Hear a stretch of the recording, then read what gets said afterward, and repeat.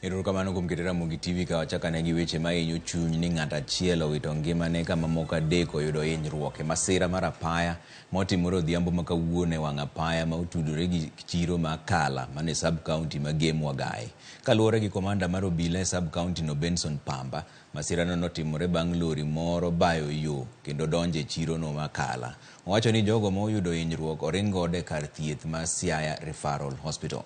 Obila okwayo jogo ma nigi geche mondo ne ni nyamburko gi orangi malong'o kendo losgi kapok oketgi e ndara.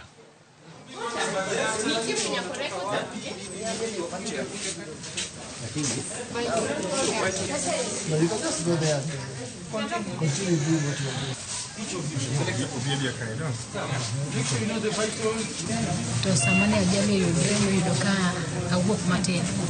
Koro kaduogo tayudo ka ng'at achiel manotho oseringo godo mchari. To jomodong' samane trailer biro mar jo power jo KPLC emo ywayo lorino igologi oko. E seche goeko ne watudre gi chair mar health mondo ambulance mondo bi mane gitemo mondo gibir yo mapiyo. Ambulance mokwongo nakete ji ariyo modhi Bondo. Ambulance mobiro ariyo wating'o go joma biro godo Siaya ka.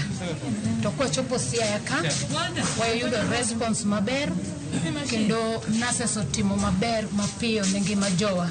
So far we received a total of three casualties who came with various degrees of injuries. They had fractures and various degrees of soft tissue injuries. They've been stabilized. Investigations have been done. Ultrasounds, x-rays have been done. They are now stable at the moment, awaiting further management as they continue being reviewed by our consultants in the casualty department. Moko kuom apisas motelo ne penj madhi nyime